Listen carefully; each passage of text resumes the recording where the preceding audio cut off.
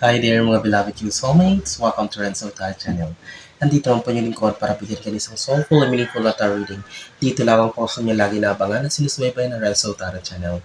May kami ka-shoutout po sa lahat ating soulmates sa buong Pilipinas at sa buong mundo na lagi na nanonood, lalong-lalo na sa ating mga pinamahalang overseas Filipino workers or OFWs. Maraming salamat po sa inyong walang sawang tiwala, support at pagmamahal. Ang ating pong reading ngayon pagsasamahan ay para sa ating mga pinakamahal na nasa sign ng Taurus, Sun, Moon, Rising, and Venus sign. This is for you. Takes what only resonates, ha? So, maraming salamat po. Kamusta po kayong lahat? I hope you're doing great. You're healthy, you're safe, and of course, you're happy. Sige, last shuffle for you, Taurus. Huwag natin patagalin pa to. Kunin na natin ang isang baraha para sa yung reading ngayon. Sige? Spirit Universe, Spirit Guides, Angels, Ancestors, Holy Spirit, Saint Michael. 10 cards please for Taurus. Spirit Universe. Sorry. Kasi pag nagpapakita po, binabalik. Ayaw ko ng mga nagpapakita na card. Gusto ko yung mga tumatalon-talon lang. Spirit Universe, Spirit Guides, Angels, Ancestors, Holy Spirit. 3, 4, 5. Spirit Universe, Spirit Guides, Angels, Ancestors, Holy Spirit. 6, 7. Spirit Universe, Spirit Guides, Angels, Ancestors. 8, 9, 10. Right. So, sige. Taurus, your 10 cards are now ready. Huwag na natin patagalin pa ito. I'm really sorry. Let's begin. Oh, Taurus. Wow. Beautiful opening card. This is the Star. Healing, moving on, abundance. Okay, Taurus is like muling makikita ng lahat, ang ningning mo. Muling makikita yung sigla ng buhay mo. Everything will be, it's like a recovery period for you, Taurus. Okay, kumbaga, pagbawi, muling pagbangon mula sa mga pinagdaanang problema or mga pagsubok na talagang tinest kayo, yung patience nyo, yung galing nyo, yung tenacity mo, everything na talagang tinest ang patience nyo dito with the Star card. Everything is about to transform for you. There's healing, movement, opportunities, growth. So, this is a very beautiful opening card for you, Taurus, right? So, we have here the King of Swords. So, be honest. Ipakita mo na hindi na dito pwede, Taurus, na parang lagi ka na lang nag-a-adjust, lagi ka na lang nagba-back out, pumupunta sa gilid, pumupunta sa likod para magpaubaya. So, with the King of Swords here, ipakita mo ngayon daw, Taurus, na kaya mo naman mag-isa.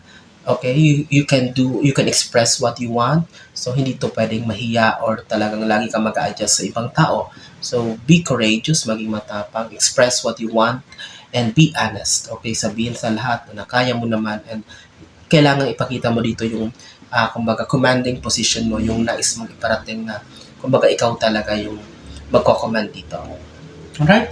So, okay, Queen of Wands here. So this is manifestations.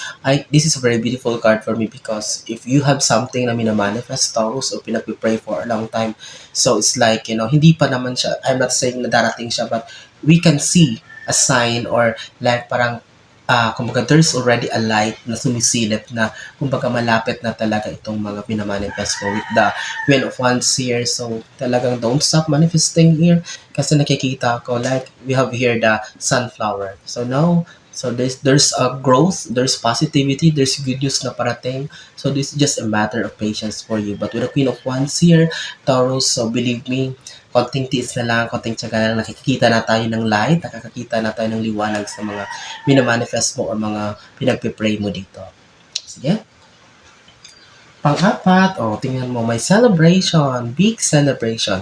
Taurus, there's a certain milestone or journey na parating sa inyo, matatanggap nyo na talagang magugulat kayo. This is a big news, this is a big blessing na talagang hindi lang ikaw ang magsa-celebrate but the whole members of the family, the whole community, the whole friendship. Ayun, mga anak, sumasayaw kayong mag-asawa. So this is something na you're going to celebrate. Kung inaantay man kayo, if you're expecting something, good news, result of a certain thing na pinaglalaban nyo or talaga inaantay nyo for a long time. So expect in the soonest time, there will be big celebration that will be happening for you, Taurus. So You deserve this, deserve niya to kung ano man to. It's because sabi ko nga, siguro ay talagang binuhos nyo lahat ng effort nyo dito, pinagpaguran nyo to, sleepless nights, ang dami ring betrayals, ang dami yung pinagdaanan dito ng mga masasakit na narinig na salita, mga taong tinalikuran kayo, ginudge kayo, pinagtawanan kayo, but believe me, with the Ten of Cups here, there will be big celebration that is waiting for you, Taurus. Alright? So, congratulations in advance. Panglima, oh, tingnan mo. Here comes the sun. Here comes the sun for you, Taurus. Okay? Good news, blessing, positivity. Alright? Stress-free. Worry no more ka na dito, Taurus. It's more on blessings. It's more on recovery. Sabi ko, recovery period mo to. Muling sisikat ang araw para sa'yo. Muli mo magsisilayan ang ningning, ang, kumbaga, ang brightness ng sun sa buhay mo na parang for a long time, parang feeling mo dim, malimlim, or madilim ang buhay mo. Now, the sun will magpapakita sa iyo. The sun with the sun card here. So your life there will be a big recovery period for you. Sabi ko, muli kang babangon, muli kang kikilos. At papakita mo sa lahat na Taurus, hindi pa huli ang lahat. Here you are, still fighting, still kicking, and you still deserve to exist in this world after all mga pinagdaanan mo. Okay? Again, here comes the sun for you. Good news is waiting for you, Taurus. Alright? So, we have 5 cards more here sa ating second row. Kapag di pa po kayo nakasubscribe sa ating channel, paki-subscribe na rin po, like, comment, and share. If you're watching this sa ating TikTok account, paki-follow na rin po. The same po ng ating YouTube account, Renzo Taro 444. And if you want to avail a private reading, mag-message po kayo. Kayo po ang unang mag-message sa akin sapagkat kapag may ibang unang nag-message po sa inyo, scammer po yan, manuloko po yan. So, doble ingat po tayo. Kayo lang po ang mag-message sa akin. And pag-usapan po natin kung paano ka makapag-avail ng slot for a private reading. Right? Let's continue sa pang-anim mong Baraka, Taurus. Ooh, Two of Swords. Meron daw isang bagay na parang gumugulo sa isipan mo. This is internally.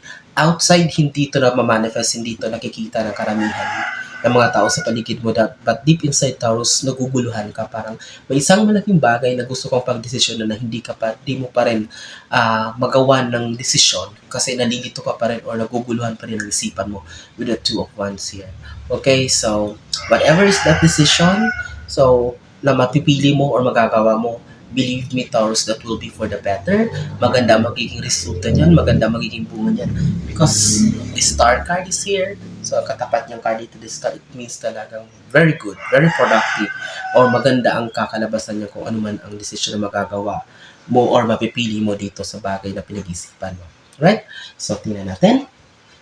Oh, Knight of Wands. Stay on your lane. Focus in your path. Focus in your journey. Do not be distracted. Malapit ka na sa mga pinapangarap mo. Yan yung 3 pyramids. Malapit ka na sa goals mo. Ngayon ka pa bibitaw. Ngayon ka pa babalik. Nasa gitna ka na ng laban, Taurus. Okay? Do not be distracted. Just focus. Huwag kang makikinig sa mga sasabihin ng tao sa paligid.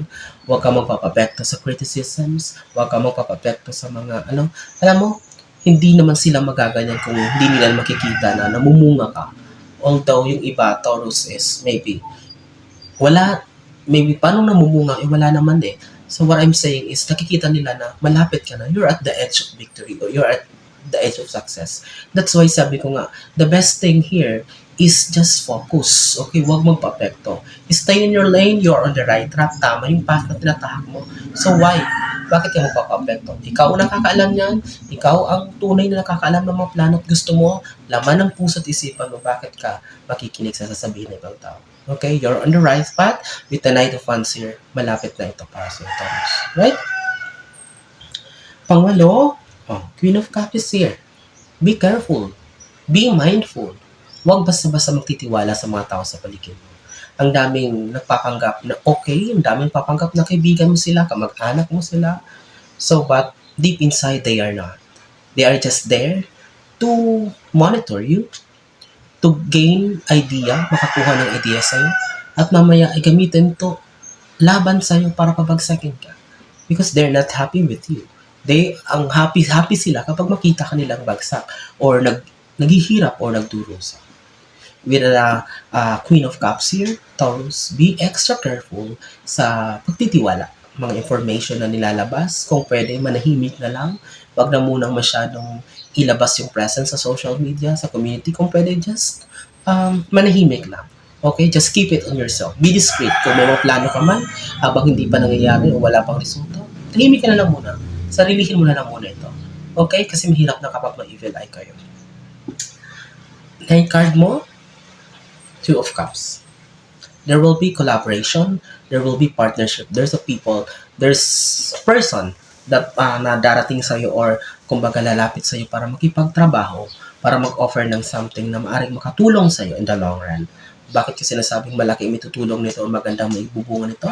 Yung katapat ng card, celebration card, Ten of Cups. Very clear. Cups, Two of Cups.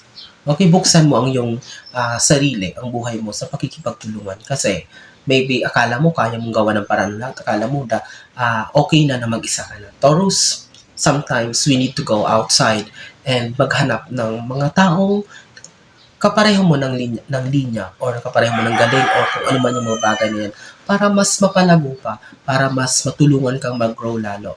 With the Two of Cups here, expect partnership, expect collaboration, or parang, help is also on the way. May mga taong lalapit sa'yo para mag-offer ng something pero this will be very good or ikabubuti nito, malaki matutulong nito para sa'yo. Right? So, tapusin natin to, Taurus.